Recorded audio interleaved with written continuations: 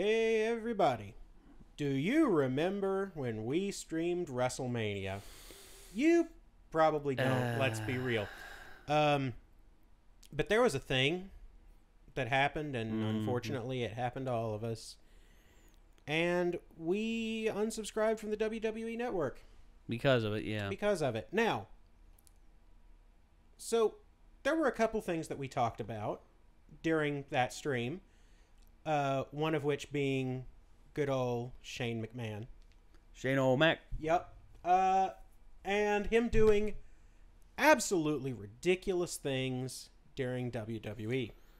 During WrestleMania? Well, yeah, I mean, just in his time at the WWE. Oh, yeah. Yeah. WrestleMania, he did some crazy stuff as well. Oh, yeah. I mean, he does crazy stuff anytime he's there. Yeah. Which, I mean, you got to respect the kid. Absolutely. I mean, I say kid. He's a lot older than I am. but in terms of, but everyone still thinks of him as the kid because I mean, he's Vince the Jr. Son, He's yes. Vince Jr. pretty much. Yes. So, you know, and to pull off some of that stuff, some of that really terrifying stuff, like jumping off the top of the cage, like doing a shooting star press, like just doing a lot of crazy stuff. I mean, he did a lot of crazy stuff during this most recent WrestleMania. Oh yeah. I mean, I was highly impressed. Oh yeah. Maybe he pulled a lot of it off. Unfortunately, you know, a lot of that WrestleMania got overshadowed by the end, which we've gone on and on about. And in all honesty, we don't have to. I don't feel like it's merited right now. If you really, really want to find out what we think, go find that live stream and just watch like the last 30 minutes. 30 some odd minutes. You'll know how we feel. Oh, it was bad. Oh yeah. But so we were talking about, because the reason Mike is not here is because we ran late. Yep. Mike had to go. Yep. Thankfully, I had a little more time. And so, what now? A little more time. Just a little bit. Just a little bit. Because my life has been weird recently. So we were like, let's do a what culture? It's like worst WrestleMania botches ever. Hello there, Puddin'. And I'm like, well, I can think of one. Yeah, I can too. I mean, the Mick end Foley? of oh yeah, Mick Foley. That's I mean, Thick Moley. I mean, let's be fair. You're correct that entire last match of the recent WrestleMania was totally a botch. Yeah. But for you know, real actual botches that people would consider botches and not just bad storytelling. 10 worst WrestleMania botches ever. I gesture at the TV, and it just sort of looks weird because I'm just doing this. Before we begin, you shouldn't shout at wrestlers when they make mistakes. Have you really gone through your own life and never screwed up? Of course you haven't. I don't. Imagine when you did. I don't do it up, unless I really generally just I effing hate the wrestler. I don't yell at It's anybody, gonna make really. you feel worse. I try not to. Pro wrestling is well hard, and it's impossible not to trip up every now and then. Oh, yeah. In fact, it wouldn't be as fun or entertaining if that was the case. Perfection is never the answer. It's true. Yes, you're Mr. Perfect, but that is different. With all that said, if you are going to blunder, you don't want to do it at WrestleMania. That's there true. There are more eyes on the showcase of the Immortals than any other pro wrestling event in the world. If you can have a flawless performance, it's probably for the best you do it here. But I'm Simon from What Culture. This is the 10 worst WrestleMania botches ever. Number 10, Shelton Benjamin's dive. Going down at WrestleMania 25, it's no real surprise that Shelton Benjamin didn't hit this as he'd imagined. If I climb a ladder, then have to hurl myself off of it, there's every chance I'm going to freak out at the top and screw it up. The crazy thing here was that it still looked amazing. Benjamin somersaulted off the ladder, the problem coming with his rotation.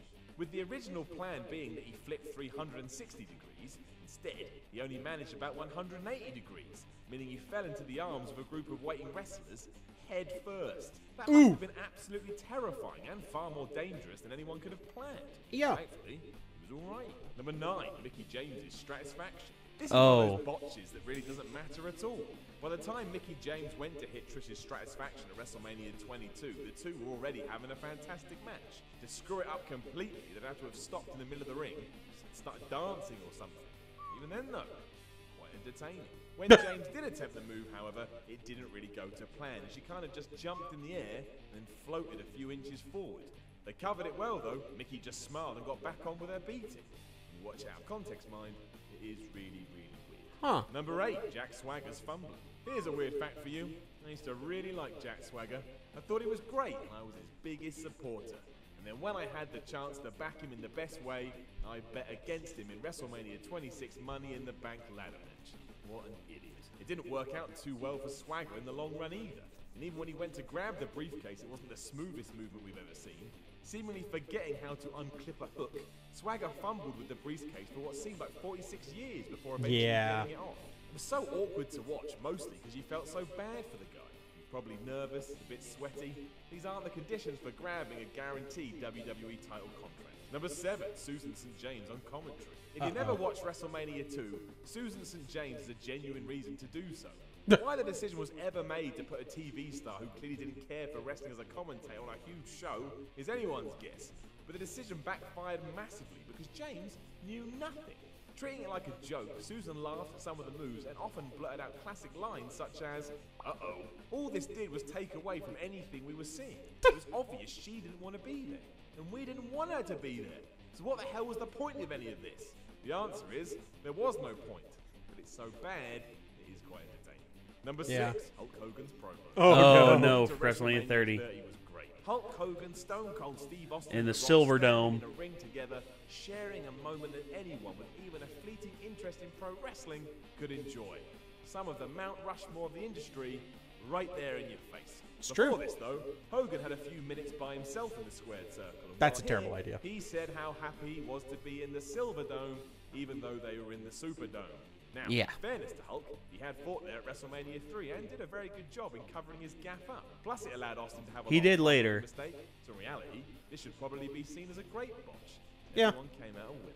Number 5, Triple H's painful entrance. Oh, this one. Isn't always a wrestler's fault. This was definitely the case when Triple H came storming to the ring at WrestleMania 29 for his match against Brock Lesnar. Fork laser. Blasted with dry ice during Brock his Lobster. The game suffered second-degree burns to his torso, but soldiered on regardless. Yep. You can see him try and wipe it off as he struts forward. The fact he was even able to throw a punch after this is incredible. You didn't know Triple H was a tough son of a gun before. This was the icing on the cake. Or the stomach. I shouldn't have said that. Number 4, Randy Orton's landing. Much like the previous entry, you sometimes just can't control what happens to your body in the world of pro wrestling. It's like any sport. You can do your best, but sometimes things just happen. This was true at WrestleMania 30, where Randy Orton didn't land exactly like he would have wanted to. As Batista and Orton went to powerbomb RKO Daniel Bryan through a table, which was an awesome spot and looked the part too, the Viper landed on a TV monitor which smacked him right in the small of his back. You can see him react to it almost instantly, and how on earth this wasn't the end of his night is a mystery. But it wasn't, and he carried on regardless, and he did what needed to be done. Which means Randy Orton is one tough egg. Number 3, Papa Shango is late. Probably too busy with voodoo or something. Papa Shango managed to completely ruin WrestleMania 8 when he was late to the ring. You'd think that doesn't sound too bad. But the point of his arrival was to break up the pinfall after Hulk Hogan had dropped his famous leg on Sid Justice. So when he didn't turn up, Sid just had to kick out. That is pretty bad right there. Things got worse because they then had to improv a bizarre DQ finish on the fly. The whole thing felt like a mess. That's because it was a mess. Thankfully, this was also the night the Ultimate Warrior returned, meaning everyone forgot about it all. Good grief, is it hard to watch. Number 2, Undertaker's suicide dive. Oh, from 25. What this actually was is up for debate. What's not is how scary and horrific it is to watch.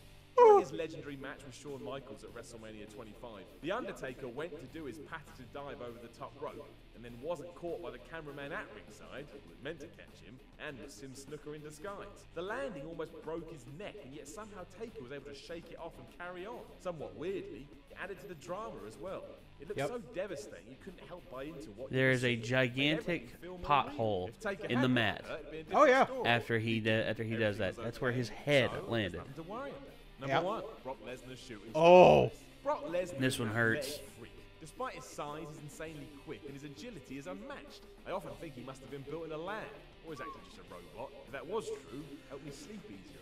At WrestleMania 19, though, in his world title match against Kurt Angle, Lesnar went to end things spectacularly by hitting a shooting star press from the top rope that would have ranked as one of the most incredible finishes in history. Fortunately, that's not how it went down. Instead, Brock slipped on the top rope and came crashing down on his head instead. It was a miracle he didn't hurt himself worse. And How he finished the match was perplexing. Lesnar shouldn't have been able to walk after this, but luckily he had a neck like a dinosaur, so he got away with it. Let's just hope we never see anything like this again. Know of any other Wrestlemania botches? Let us know in the comments below, and remember to like, share, and subscribe. Oh boy. Well, Tell me on Twitter at SimonMiller316. I'm Simon from What Culture, and I will chat to you again soon. I mean, you know, they didn't cover some of the more obvious ones, which I kind of appreciate. Mm-hmm. You know, because I'm sitting here thinking about, you know, Mick Foley. Oh yeah. Quite possibly, and I think there are a few people who would debate this, the hardest working man in the WWE. Oh yeah. I mean, I think so. That man entered a Royal Rumble 3 times in the same year. As a different character. As different characters, which is it was absolutely glorious. amazing. It was glorious. And you're just like, and Mick Foley's back. No, it's Mankind. And, wait, he's back again. Wait, Dude Love? Yeah. Cactus Jack? Yeah. It's like, Mick Foley. Come Mick. on, man. Come on. Dude, Mick Foley's the greatest. But yeah. But the simple fact of the matter is that man has done a lot of damage to himself. Mm-hmm. Some of it at WrestleMania. Yeah. And I fully expected that to be on the list. Yeah. Yeah. But what can you do? Yeah, what can you do? I mean, honestly, it's What Culture. It's their list, and truth is, a lot of those botches, I agree with. Like the Undertaker one at WrestleMania 25 was just nasty, and the Brock Lesnar shooting star press. Oh, that was a hell of a moment, and I'd seen Brock Lesnar pull that off before. And you see, here's the thing. Here's the thing. I'm still laughing at Papa Shango is late. Just damn it. Come on, man. Let's see. Yeah, this is it right here. Minnesota Stretching Crew. This is what look who it is. John Cena. Is that it is? That's John Cena right there choking out Shelton Benjamin. Little babby John Cena. And look at that hair. I hate it. What's with that hair, dude? I'm so glad it's gone. Look at that hair. Holy shit. That is garbage day. Look at this. Jesus. And oof. Oh dead. Yeah. Nice slam there, Johnny boy. 2. No. Gosh, look at this. Man, and at that point he wasn't doing the thing of just he sits up and goes. Yeah, that same silly look on his face. Yeah. Good job, Shelton. Oh. Shelton Benjamin had hops, dude. That man had ups. Yeah. In terms of he's having a hard time. Tag in the god. Here comes Big Bork, and this is before the stupid chest tattoo. Yeah. AKA Best Bork. Yep. AKA before Brock got broke. Before Brock became Bork. Yep. Instead, he was just. But yeah, when he was a monster instead of a joke. Yeah. Man, this is some fantastic wrestling. Yeah. Good old fat. Well, you know who trained? You know who did a lot of the training with these guys, right? Who's that? Friggin' Jim Cornette. Oh yeah, that'll do it. Old Corny. That guy dead. Yeah. Dead. Let's see. Woo! I think this is the one where Brock does the shooting star press. Oh. Textbook. Nope. I think this is the one where no, Shelton gets the pin. Get the leg. Yeah, 1, 2, 3. Yeah. There's one where Brock does a shooting star press. The Disciples of Sin. That's it. Are you up, buddy? Oh. It's okay. It's all right, buddy. It's all right. Chihuahuas have a tendency to get reverse hiccups, which is what that was. They call it honking, but he's okay. Oh yeah, this is it. This is it right here. This is scary. Boom. And then Brock Lesnar.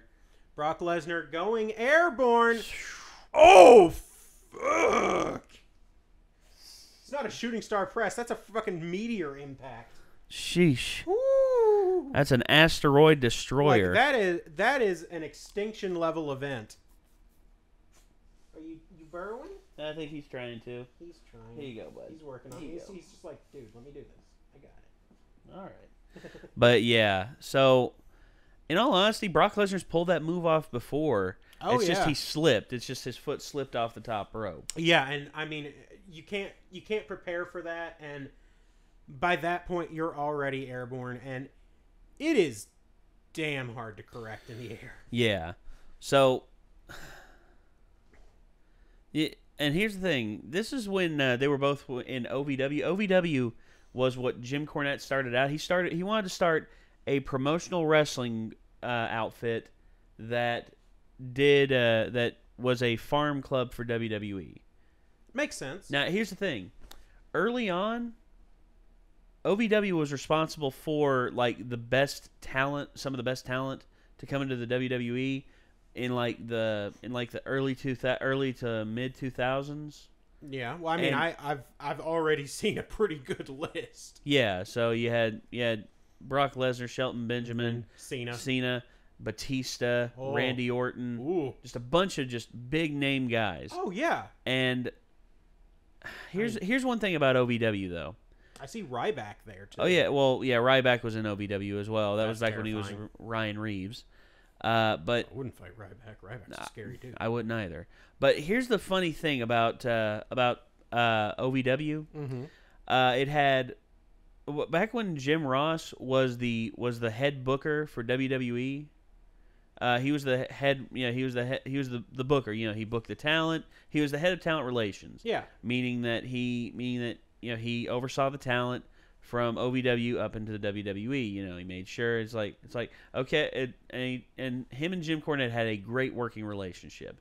And the very moment Jim Ross was just like, okay, Jim, we need to rehab this guy a little bit. He injured his shoulder, and we want to work him out a little bit. We're sending him down to OVW. He'll work a few shows with you there, right? Yeah. And we'll be good there. And then OVW, and then because here's the thing, Jim Cornette wanted a small promotion. He wanted a small promotion that only did like local stuff in the Ohio Valley, which is near his hometown Louisville, Kentucky. Yeah. Well, anyway, he then hears that JR is wanting to slow down on his contributions in the wrestling business, and now the head of talent relations is being pushed off onto a guy by the name of John Laurinaitis. Mm-hmm. John Laurinaitis. Here's what happens with John Laurinaitis. I can only imagine that it's bad. He tells Jim Cornette, Jim, there's going to be some changes now that I'm in control of this. No. Number one, the sponsors that you have at your OVW shows, we only want you to use sponsors that are WWF approved. And Jim's like, I don't want that. These companies are wanting to give me money, and plus that's not in the contract. And then John's like, well, there's been a renegotiation. He's like, without me there? Are you serious? I mean, yeah, how does that work? Yeah, and John's just like, there's a guy, Doug Basham. Doug Basham was a hell of a worker, had a great look. He was a great heel. And I mean, and he's got a name for it. I mean, yeah, Doug Basham. Exactly. So. And Doug Basham, the thing about him was, he was big, he was strong, he could cut a decent promo as a heel. He had this long hair, he had this long pretty boy hair and all this. Had a big build, huge upper body and everything. Knew how to throw his weight around. Yeah, knew how to throw his weight around. Good heel. He goes up to WWE to do a little bit of a tryout to see how he would do on television. Yeah, why not? So keep in mind, he doesn't wrestle on WWE TV or anything. He's doing a house show. He's not doing a house show or anything.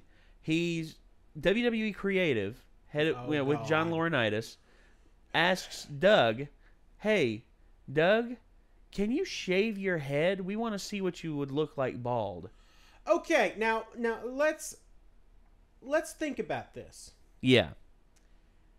Can you shave your head? We want to see what you would look like bald. Yeah. that's a decision you don't come back from for quite some time. Especially with long hair. Well, anyway, that happened. He shaved his head. The WWE told him to go into the bathroom and shave his head. He shaved his head, and then he comes out, and they decide, we'll send you back down to OVW, and we'll get some stuff done there. Doug Basham walks in, and Jim Cornette sees Doug Basham, doesn't recognize him. Doesn't recognize him. Sees it, and he's like, "Where's Doug at?" And Doug walks up to Jim. He's like, "That's me, Jim."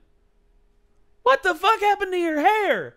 And then all of a sudden he calls up John Laurinaitis. He says, "John, what the hell? Doug Basham just showed up and he looks like a 40-year-old truck driver. What the hell did you do?" Yeah, looking like a 40-year-old truck driver. What the fuck did you do? And John's just like, "Well, the team and creative wanted to see what he would look like bald, and I approved it and everything." He's like, "John, have your artist draw it up. You don't ask a man to shave his head when he's my top heel down here in OVW. You don't do that. Instead, you know what you do? If you want me to shave his head, I'll book him in a hair versus hair match. We'll shave his head on television, and we'll make his boss some money. If you want to do that, you should tell me in the future." "Well, we didn't think it would matter." You didn't think it would matter? Well, you know what? You know what matters to me? It matters to me whenever you tell me whenever my fucking talent's going to have some shit done to him before you send him back down for me to send him to the Wolves. Thank you, fuck you, bye. Thank you, fuck you, bye.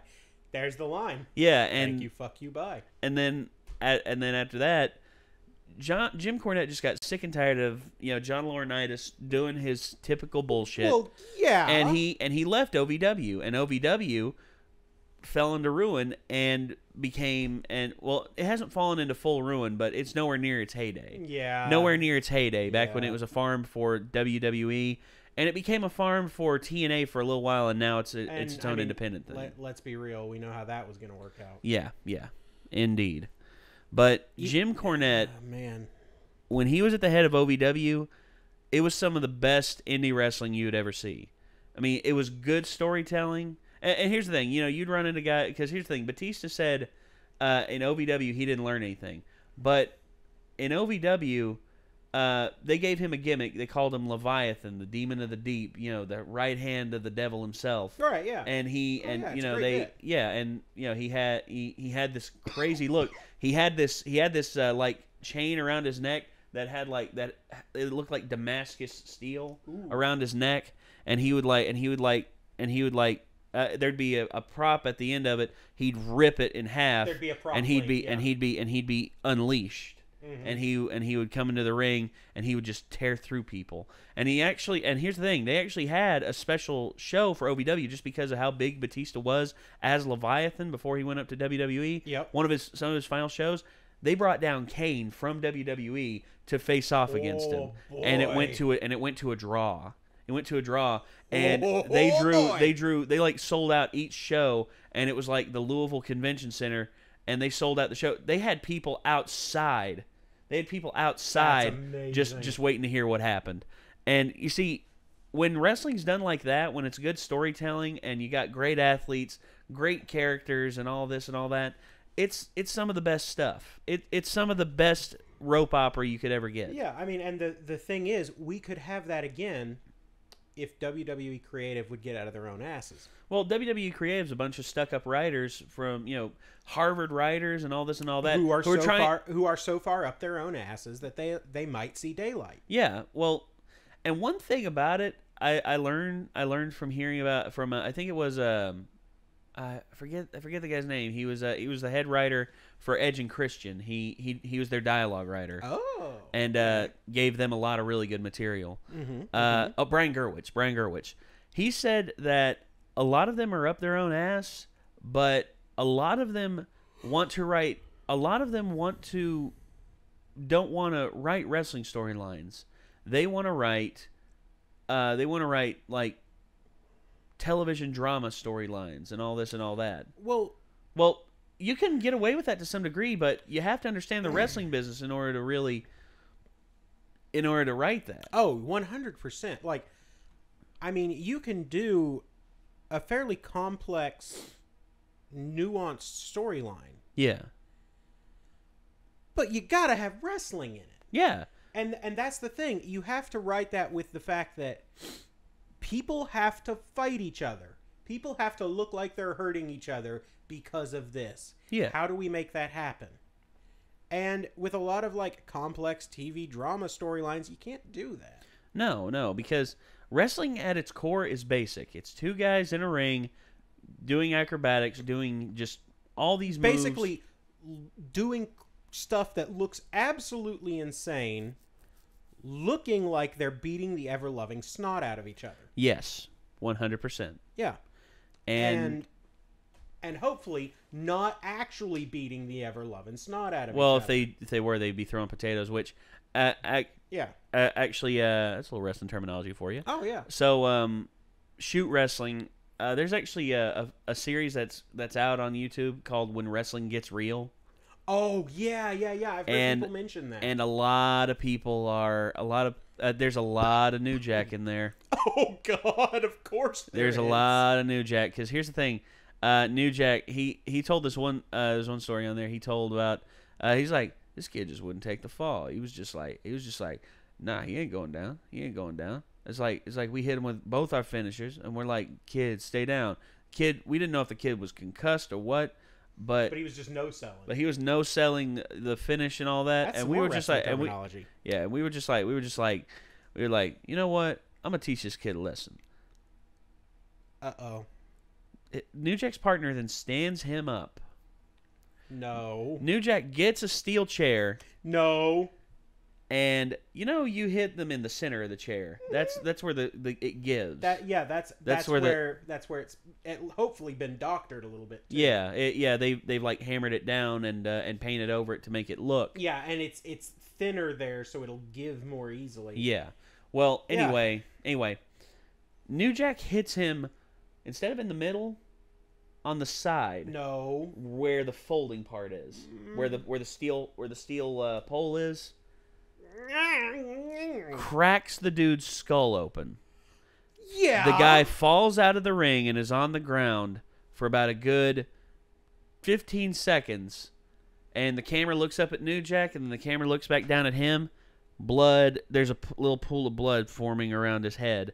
Yeah. And the New Jack gets him in the ring and pins him. That's it. And also there was the Gypsy Joe one, which New Jack fought a 68-year-old man. Yeah, we're not going to even get into that. Yeah, that'll be saved for another day. Actually, before we go, so you were talking about a guy being told to shave his head and then being sent back and not being recognized. This has nothing to do with wrestling, but it does have to do with why you don't piss off your barber. Go ahead. So, my dad had dementia, and when it got to the point where we couldn't take care of him at home, we took him to a nursing home, and they were very, very nice. Wonderful, wonderful people. That's actually where my mom is going for rehab. Okay. So, they, they have a barber on staff. And one day, Mom went in and looked at him and said, well, have you gotten a haircut? Yes. Mm-hmm. It doesn't look like you've gotten a haircut. Mom demands to go and talk to the beautician. Mm-hmm. And has a discussion and says, now when I come back tomorrow, I want to see that he's had a haircut. The next day, she comes in. She goes to his room. He's not there. She comes walking back down the hall. Can't figure out where he is. Keeps looking around. Finally, she asks one of the nurses, where's my husband? And the nurse points 3 feet away. There, in a wheelchair, is my father with a buzz cut. Oh, no. Mom had walked by him 5 times. Didn't recognize him. Did not recognize him. Jesus. And this is why you do not piss off your barber. Indeed. I agree.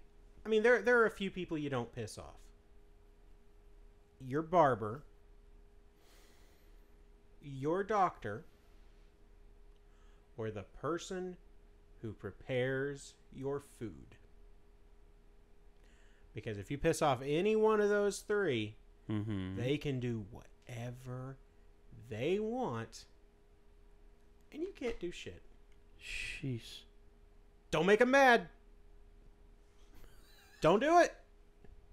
Yeah, I agree 100%.